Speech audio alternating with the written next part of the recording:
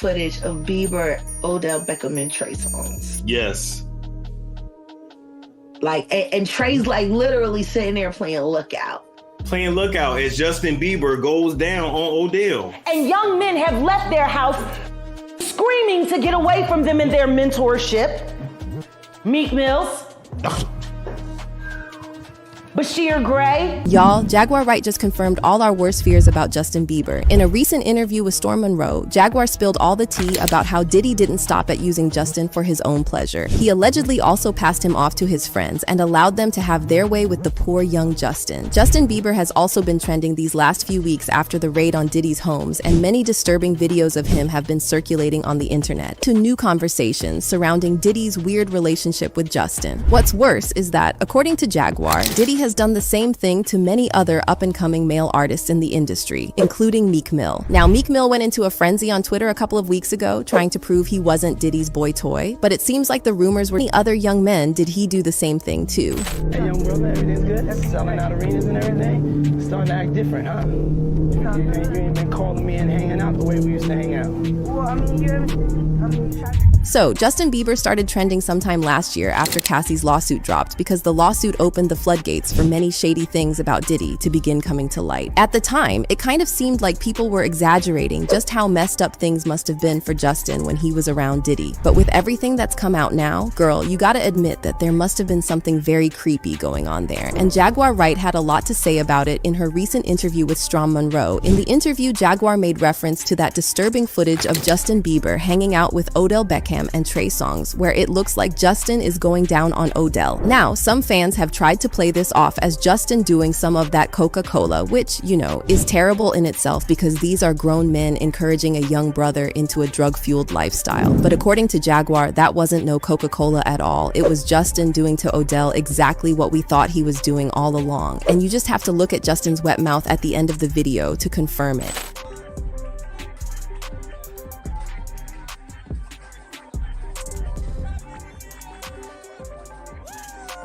And it looks like Justin may not have been doing it willingly because, according to Jaguar, Trey Songz was there as a lookout so nobody would catch on to what Odell was doing to Justin, and probably to avoid paparazzi getting a recording of the act. And then I think about that really disturbing footage of Bieber, Odell Beckham, and Trey songs. Yes. Like, and Trey's like literally sitting there playing Lookout. Playing Lookout as Justin Bieber goes down on Odell. The boy came up with his mouth wet. Mouth wet. What? Dribbling. Now, what they're going to try to say is, no, Justin Bieber was just doing a line of coke. No, he didn't mess with his nose when he came was up. doing a line of coke with his mouth. He wiped his mouth. When you do his mouth was wet. You do this when you finish your line. His you wipe your mouth when you wet. The post-nasal drip. That was seminal fluid, Chef. It was Odell there. It's just a sick situation. Jaguar then went on to talk about how Justin must have started going down this path from the moment he spent those 48 hours with Diddy. Now, that footage of Diddy promising to give Justin Bieber a Lamborghini and a house has caused a lot of controversy because it was taken during their supposed 48-hour staycation. But with everything that's come out about Diddy since then, girl, I can't even watch that video without shuddering at the thought of what Justin must have gone through in the name of Diddy's mentorship. And did y'all know Diddy actually gave Justin that Lamborghini? Yup, he did. Not 2 minutes after he got his driver's license, Justin was spotted cruising around town with a Lambo resembling the one Diddy promised him in that footage. So, if Diddy didn't give it to him, well, that's one mighty coincidence. But what y'all need to ask yourselves is, why would Diddy give a random kid a car like that unprovoked? Well, a lot of people speculated that Diddy was just doing what any good sugar daddy would do, giving his boy expensive toys in exchange for getting that sugar. Now, we've seen all the horrible things Diddy allegedly did to Cassie from her lawsuit. We've also seen all the things Lil Rod claimed he did. So if word on the street is anything to go by, then it must have been 10 times worse for Justin because he was so young when it all started. I mean, just take a look at how bright and innocent Justin looked in that video. Now, put that side by side with how Justin looked less than a decade later. Yeah, they messed him up real good. But what's crazy is how people are only just clocking this tea now when the signs were there all along. I mean, look at how scared Justin was while talking to Diddy in this footage. What's up, man? You good? I'm good. How are you? Hey, young brother, everything's good? Everything's Selling great. out arenas and everything? Starting to act different, huh? You ain't been calling me and hanging out the way we used to hang out. Well, I mean, I mean, you try to get in contact with me, through all my, partners and whatnot. But you never really got my number, so. Right, okay. My number? Yeah. I'm gonna tell you my number. Yeah. It's 555. Guy is literally fumbling his words because Diddy put him on the spot. Now, allegedly, the backstory of that footage is that Justin's team had deliberately kept him away from Diddy for a while because they believed Diddy was doing too much and causing Justin's mental and physical health to derail. That explains why things were so awkward between them when Diddy finally hunted him down, ready to pick up their shenanigans where they left off. Then there's this footage of Diddy appearing to pat Justin down to see if Justin was wearing any wires, and I don't know what Diddy whispered in his ear, but Justin ended the meeting with "love you." Another clue people missed is how Justin started getting into alcohol and substances after he started associating with Diddy. During Diddy's 2014 Cyrock party, Justin Bieber was spotted holding a bottle that looked like aqua hydrate, which is supposed to contain a clear liquid, but if you look closely at Justin's hand, the bottle he's holding contains a suspicious yellow liquid that could have been alcohol or really anything else. Years later, Justin talked about how that moment of his life was tough because he was hurting, unhappy, confused, angry, misled, misunderstood, and angry at God. So that tells you he was really going through it, even though it looked like he was having the time of his life at the peak of his career. Of course, y'all know Diddy was not the only cause of Justin Bieber's problems. He entered the industry very young and didn't have much guidance. So despite being young, he has been manipulated and objectified in every way you can think of. Mind you, it was adults doing this. From his fellow artists to interviewers and hosts, everyone wanted to get a chunk of Sweet JB, whether he was willing to give it up or not. Take Ellen DeGeneres, for example. She literally displayed this incredibly exposing paparazzi shot of Justin on her show and then asked him some weird questions about it. Bungalow. Yeah.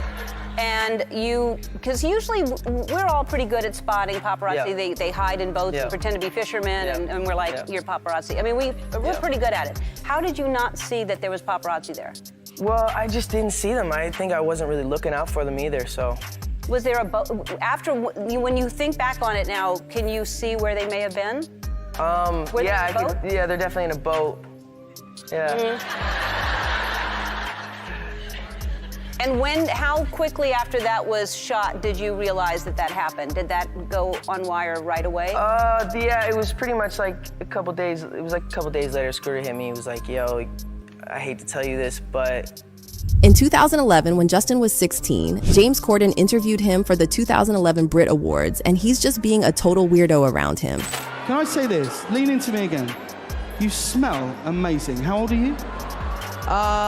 Thank you. How old are you? I'm 16. I'll be 17 in like 2 weeks. I don't ever remember smelling that good at 16. Like that was bad. Wow, look at your eyes. What music are you listening to at the moment, Justin? Barely a year later, Justin was at the 2012 AMAs with Jenny McCarthy, and just look at what she was doing. Mind you, Justin was barely 18 here, and Jenny was 40 years old, and he basically had to pry her off himself. He was so uncomfortable that when he started to give his acceptance speech, he first said, "Wow, I feel so violated right now."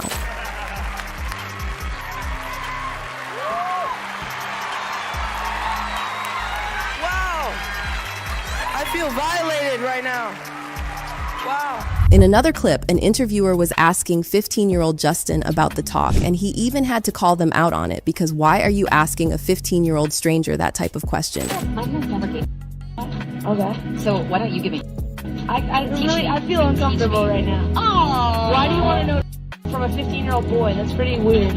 And here's Katy Perry just straight up feeling Justin up. Who apparently wanted to know what a Bieber butt felt like. Child, Justin Bieber has definitely been through a lot in the industry, and the fact that he even had the strength to pull through the dark times is nothing short of a miracle. It's crazy that while all this was happening, the people who should have been there to protect to him, aka Usher and Diddy, were doing the exact opposite. Imagine that. Okay, for context, Usher strolled into Justin's life almost as soon as Justin arrived in Atlanta with Scooter Braun. He was just 13 at the time. According to Justin's mother, Patty Mallett, she prayed really hard for Justin to encounter good people in the industry who would treat her son right. When Usher and Scooter Braun came around, she thought they would be the answers to her prayer, but she couldn't have known at the time that they would be the opposite. Usher took Justin under his wing as a mentor, even appointing his friend Ryan Good to act as Justin's swagger coach and road manager. According to Patty, that's when she started losing control of her son. Justin was just a young boy coming from a humble background, and all of a sudden, he was one one of the most famous people in the world, and he had made more money than anyone in his family had ever touched. Patty said Justin needed someone to ground him amid all that, but unfortunately she couldn't do it because she didn't have access to him when he went on tours. As much as we like to blame the parents of some child stars for exposing their children to Hollyweird sometimes, they're actually no match for the vultures and the wolves in the industry. Fast forward a few years, and Usher had already introduced Justin to Diddy, and that would be the beginning of Justin's decline into the deep dark. If word on the street is anything to go by, then Diddy didn't waste any time in making Justin his boy toy under the guise of mentorship, just like he did with Usher. We all heard Diddy say he got legal guardianship of Usher when he was producing his first album. And what did he do in his duty as a so-called legal guardian? Well, he exposed Usher to the adult lifestyle. Usher talked about his experience living with Diddy for the Puffy Flavor camp. I moved to New York City, and I lived with Sean Puffy Combs for a year. That's the crazy thing. Now, that was L.A. Reid's idea, right? We're sending you over to something called Puffy Flavor Camp. There you go. To learn Flavor Camp. Yeah, Flavor that's Camp. what it was called. And you're going to go to Puff Daddy's. He's going In the 90s, do you understand? According to Gene Deal, Usher's relationship was much worse than we can ever know. He even suggested that Usher might have gone through the same things Cassie went through with Diddy, and that it got so bad once that Usher landed in the hospital. Gene Deal also talked about how Diddy had an S-cult that he recruited Usher and Justin to. Girl, the things he described were so disturbing. Just check this out. Puff and Usher did have a situation, and that situation led Usher to the hospital. Now I let Usher explain that to y'all. I let Usher tell that story. But how dare you say a man that groomed you, you gonna give him a pass? Bruh, you know I know. Let me reframe you on something. Remember Usher? We was at the Swiss Hotel. Puff had Kim in the room. Had one of Keith Sweat's baby mothers in the big room outside the master bedroom. He came outside in his robe. She gave him a right there. His back was turned to me. She gave him a. You knocked on the door. I came and opened the door for you. Puff went in the room. You came in the room and kissed that girl dead in her mouth. Now I'm telling that because you taking up for somebody that you know and a lot of more people know didn't do you right.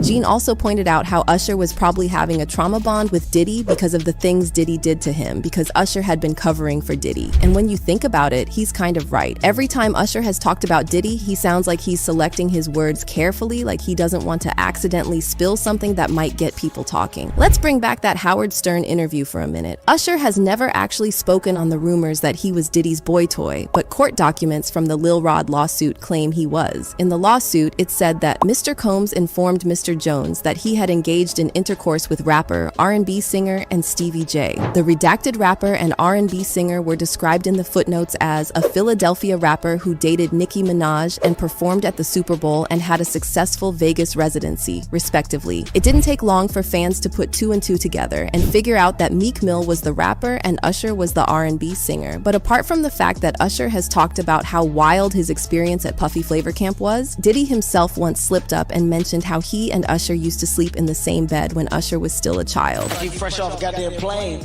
Fresh off the guard stage. That's my brother right here from day one. We used to wake up and, damn, pause, but like, check this out.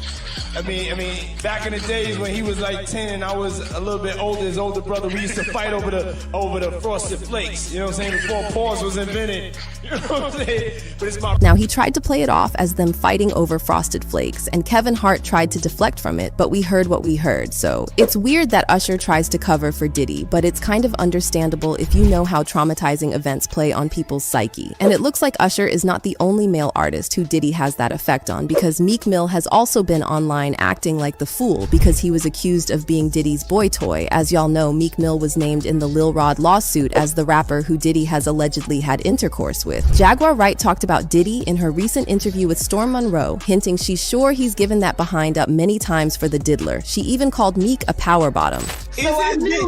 Is it power bottom? I knew Meek was power bottoming. Wow. Well, he already done got the broke in. I just didn't know that that's why he was faking it with Nicki, so that he would have an excuse to be up underneath the diddler. But this is not the first time Jaguar has talked about Meek Mill being passed around in the industry. In an interview with Real Life Productions, she said Meek Mill might have been used by the Smiths when he went to them for mentorship. They do weird things in their house, and young men have left their house screaming to get away from them in their mentorship. Meek Mills, Bashir Gray, left that house screaming. August the only one that stayed, and I guess he was really sick. He needed a dog.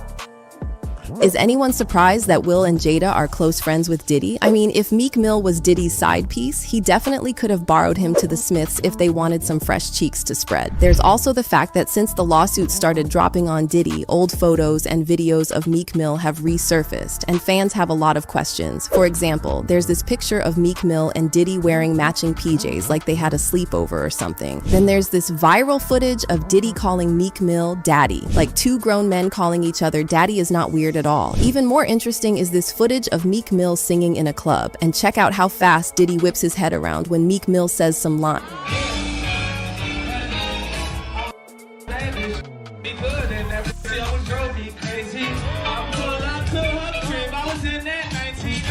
Diddy was up there looking like he was having flashbacks or something. Now, Meek Mill has tried very hard to prove he likes women and he's not gay. I mean, he spent 7 days and 7 nights on Twitter trying to convince everyone of how much he liked women. In one tweet, he said, "Girl around me, I'm effing her twice a day, LOL, assle some of your favorites. P don't control me, but it's like a high. One love to the gay people, but that juicy P do it for me. I done ran red lights to get that feeling. Y'all weird on here like devil's LOL." He added, "Y'all see these rappers with gay styles, they want that look. Leave that to them. I come from that gangsta-ish surviving in the jungle." He even blamed the media for trying to bring him down and stop his new release from trending. The two things they say, we snitching or we gay. We generating hundreds of millions from music. It's not a coincidence we all gay and snitches. They are powering this stuff even if it's fake. The goal is to disrupt the hip-hop community. I own this music that dropped tomorrow. Play it. But you the one thing he didn't deny, being Diddy's boy toy. Anyway, sources are now saying Justin might have had the trauma bond with Diddy because even after everything, he still publicly talks about how he loves Diddy. Justin even still had time to work with Diddy even after Diddy, despite the fact that he had practically retired from the music scene. Didn't he sell his entire music catalog for $200 million last year? But somehow, he ended up working on Diddy's Love album on a track called Moments. In his post announcing the collaboration, Justin said, "I remember going to my brother Diddy's office to pitch him a song I wrote for him when I was like 14. Sadly, the song was trash, and it would be a hard no from him." Fast forward to a few years ago, Puff asked if I would freestyle something for his upcoming Love album. Wild full circle moment, love you Diddy. Girl, is that weird or what? You want to know what's even creepier? A video has started circulating online showing Justin at a party with Diddy and The Game giving him drinks. It's unclear what the drinks were exactly, but there have been speculations that it might have been spiked, especially because Justin was allegedly passed around by Diddy and his friends at that party. Child, I can't even begin to imagine what must have been going through his head at that party. Like Usher, Justin also hasn't said anything about his time with Diddy, but he has done a documentary about what life was like for him all those years, and watching it just breaks your heart. However, a source close to Justin says he's willing to confront his relationship with Diddy if it will help the current investigation. Justin doesn't really want to talk publicly about his relationship with Diddy, but he may have to. I'm not sure if Diddy did anything that Justin now thinks crossed the line, but if he does, he's not saying. If Justin has to address his past interactions with Diddy, he will. Jaguar Wright has been talking about how creepy Diddy is for years, but it seems like everyone is now ready to believe her. Fans have left their comments about this whole thing online, and one of them said, "I'm concerned for Justin B. I hope that he can get through this. He was clearly a victim. He does not appear to be as strong as Cassie." Another person said, "Justin and all the victims need to call out Diddy. Justin, we stand behind you. No judgment. You are a victim. Be strong and stand up against Diddy and lead the others to come forward." But now I want to know what y'all think about Jaguar Wright spilling this tea about Diddy and Justin Bieber. Comment down below, and we'll see you in the next video.